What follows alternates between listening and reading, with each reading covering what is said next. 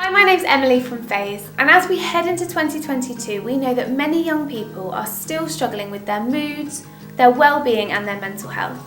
And at Phase, we are really passionate about early intervention and prevention, not only supporting young people with their mental health, but recognising that there are things we can do and strategies we can teach to young people to help them build their resilience and their well-being, and hopefully reduce their vulnerability to poor mental health in the long run.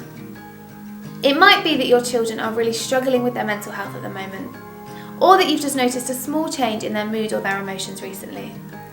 Or maybe you just want to think about how you can continue to give your children the best strategies to cope and to thrive. And so looking at the 5 ways to wellbeing is going to be beneficial for any point on this spectrum. The 5 ways to wellbeing were developed by the New Economics Foundation as 5 simple steps that can improve mental health and well-being for the entire population, and introducing these strategies at an early stage to build resilience and well-being and therefore reduce the likelihood of poor mental health in the future. But even for those that are already really struggling with their mental health, these steps will have a positive impact. And so in this session, we are going to look at each of the 5 ways to wellbeing, why it's helpful and ways that you can encourage your child to put this step into place, or how you can adopt it as a family. So the 5 ways to wellbeing are to connect, to be active, to take notice, to learn and to give. So we're going to start by thinking about connect. Connecting with others is so important for our well-being. Having a variety of relationships and a strong support network and being part of a community makes us significantly happier. Connection with others helps us to feel understood. It increases our self-worth. It allows us to share our feelings with others and support others too, which gives us a sense of purpose. There are many barriers to creating and maintaining genuine connections, particularly for young people who are already struggling with their mental health or with low mood. Often when we feel down or overwhelmed, we don't seek out those connections. And I'm sure for all of us, we have times when we are struggling and we might isolate ourselves or cancel on plans. That rest and space might be important, but in that it is still so vital that we stay connected to people. I found this quote on Young Minds really interesting. Self-isolating and social distancing was a bad habit that I worked really hard to get out of. Now I'm being made to do it and being told that it's the right thing to do. It's very confusing and I'm scared of falling back into that cycle. And that is exactly what has happened to a lot of young people. Being forced to isolate and stay home for such long periods of time mean that this has become the norm. Venturing out of that feels a little more unfamiliar and out of their comfort zone than it did before.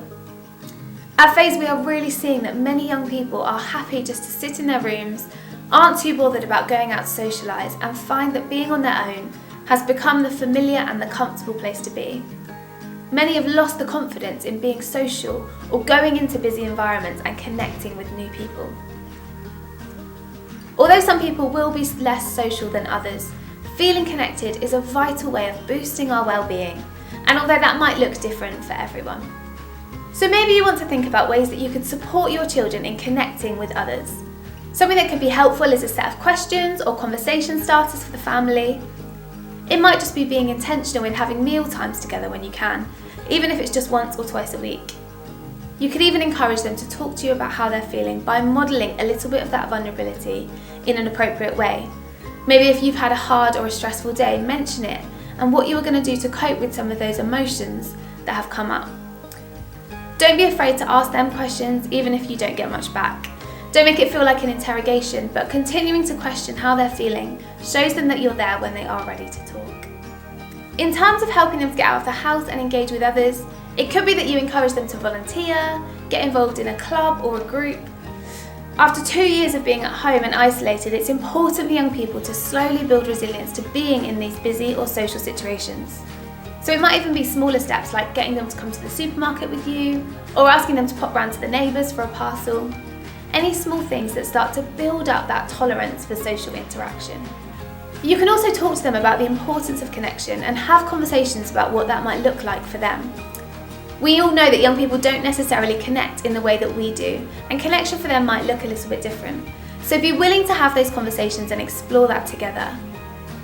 Have conversations about what they're doing online and whether that helps them to feel connected. Social media is a great way for young people to interact, but also challenge them to think about how genuine and positive those interactions really are. It's important for young people to be able to interact with people in person rather than just online. And it might be difficult to have those conversations directly, but think about how you're modelling that behaviour. Is it keeping off your phone when you sit down for dinner, or turning off the music or podcast in the car to have a conversation instead? Maybe having a time at night when you come off your computer, or stop reading your emails and letting them know that. These small steps demonstrate the importance of engaging with the people around you instead of getting lost in technology. Secondly, we're going to think about being active. Being active is not only great for your physical well-being, but also has such a positive impact on your mind and your emotional well-being. Being active releases chemicals in our brain called endorphins, which improves our moods and makes us feel less anxious and reduces stress. And obviously all those things have a huge impact on well-being. The great thing about exercise is that those endorphins are released instantly, so getting your child moving and active can give them an instant lift and quickly change their mood. But exercise will also have a long-term impact of reducing stress and reducing depression and low mood, as well as improving energy levels and even potentially helping young people to get a better sleep. Getting outside and being active is also a great way to clear your mind and change your mood and perspective. It gives young people the opportunity to get away from their thoughts and break them out of any negative thought patterns. And it can also be fun. It's a great way to connect with others and can be an opportunity to get outside, take notice of what's going on around you. Coming from a parent, it might be tricky to encourage your children to get active, but maybe instead of giving them a lift, you could suggest that you walk somewhere together. Maybe you could ask them to teach you a TikTok dance or walk into town to get a milkshake. Maybe it's suggesting walking a dog or a friend's dog, finding out if there's any sports they're interested in, or even going along to a trampoline park. Again, modelling this is going to make a huge difference. Make sure that you are finding your own way of being active and make a point to highlight why this is important and how it makes you feel. See if you can include your children in these activities or find something new that you could all do together. Even if it's just going out for a walk once a week. Start small, but start to build those rhythms into your routine. So next we're going to think about taking notice. Taking notice is paying attention to both what is happening externally, outside of you, as well as paying attention to what is happening inside. Taking notice allows us to be in the present, to enjoy life and to appreciate what we have. It helps to change our perspective on the world to one that is more positive, and it builds resilience for when we are facing tough emotions and situations. It can also help us to acknowledge what is happening around us and how we really feel about it so that we can process those emotions and understand ourselves better. For children and young people, this can be really difficult, taking the time to slow down and to focus. And so actively encouraging this and teaching them ways to do it can be incredibly helpful. There are a few things that we can take notice of. Start by taking notice of the world around you. A great way of doing this is to focus on your 5 senses, taking in what you can see, hear, touch, taste and smell. There's an activity that we often use with young people, asking them to think about what are 5 things that you can see, 4 things that you can touch, 3 things that you can hear, 2 things that you can smell and 1 thing that you can taste. I'm sure most of you will have heard of mindfulness, which is another great way to take notice. And you can find lots of mindfulness videos on YouTube. These are particularly helpful for those that suffer with anxiety or feel overwhelmed, as it helps them to switch their focus from their anxious thoughts onto the present moment. Secondly, taking notice of the things that you feel.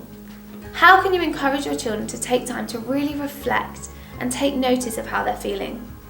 It might be just buying them a journal to use, or asking them questions each day to encourage them to be reflective and to open up. It might be helpful to encourage them to write things down, or maybe find someone to talk to regularly about how they're feeling. Another vital part of taking notice is truly letting yourselves feel those things.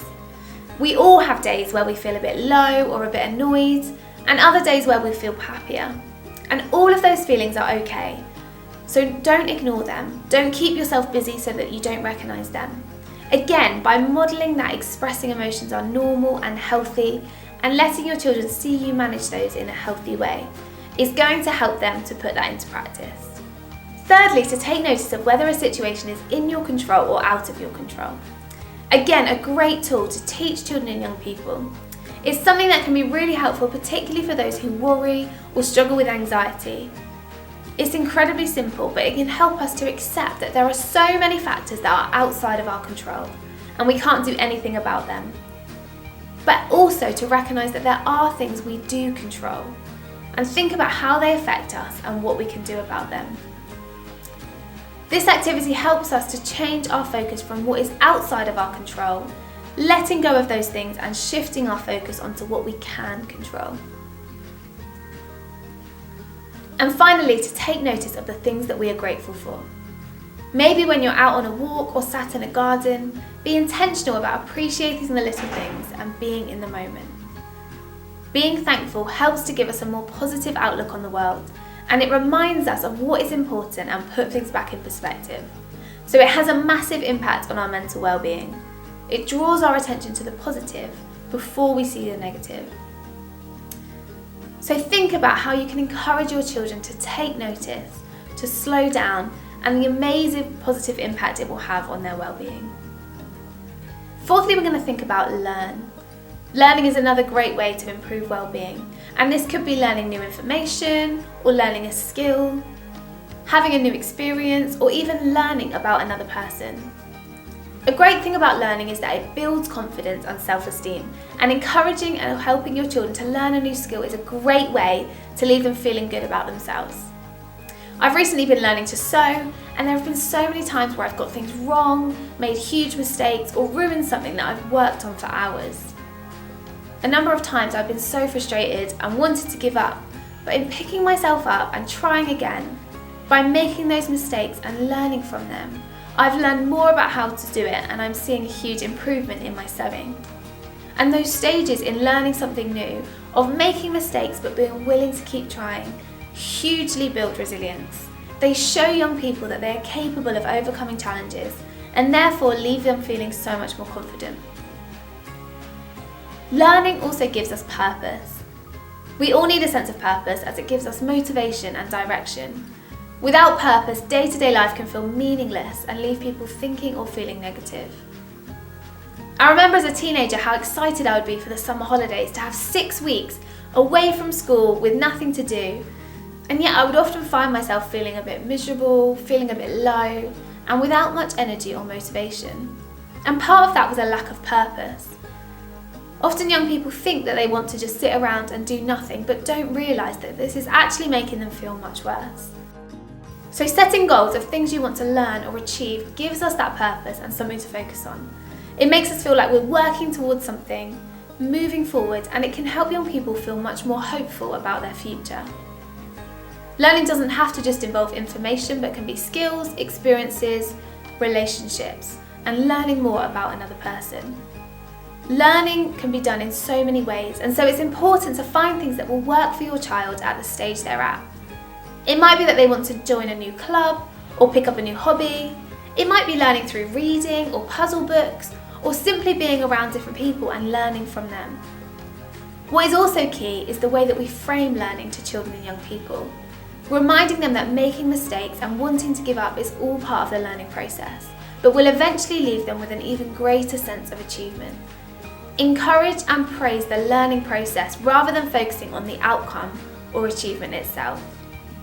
And finally, we're going to think about give. Giving is the final thing that is going to make a huge impact on well-being. And giving doesn't have to just involve material things like money or presents, but it could involve giving our skills, our time, our passion, or our kindness and encouragement to other people. One amazing thing that happens when we give to others is that we feel like we belong to something. And it takes us right back to the start of this session and the importance of feeling connected. Giving builds trust in a relationship, and it allows us to feel closer to others. Helping your children to think about how they can give to others also changes their perspective on the world, and therefore potentially the things that they are struggling with. It allows them to feel grateful for what they have. It takes the focus off of themselves and onto the others and helps them to see a bigger picture, therefore increasing their positivity and improving their mood. And again, studies have shown that giving to others releases instant chemicals in the brain that make us feel good. I'm sure we can all think of a time where we've gone out of our way to do something kind or help others, and the instant boost that we feel. So giving something to others is another great way to quickly improve mood or give an instant lift from anxiety or stress. Again, this might be a challenging thing to suggest to a young person who is struggling or feeling low. But think about if there are rhythms or ways to build this into the regular routine of family life. Could you create a pot of random acts of kindness and pick one each day to do? Maybe it's suggesting a volunteering opportunity to them, getting them involved in something that you are already doing yourself for others, and remind them of the impact that this is going to have on their mood and how they are feeling. So we've talked through each of the 5 ways to wellbeing, why each one has such a positive impact, and ways that you could help your children to start to put these steps into their regular routine. The 5 ways to wellbeing aren't a solution to mental health problems, but they create a great foundation for good wellbeing, and are fantastic strategies to help young people to face each day when they're struggling. Again, these 5 ways to wellbeing are things that are going to benefit everyone, so think about how you can put them into practice as well. Modelling is a great way to start encouraging children and young people to think about them and be willing to give them a go.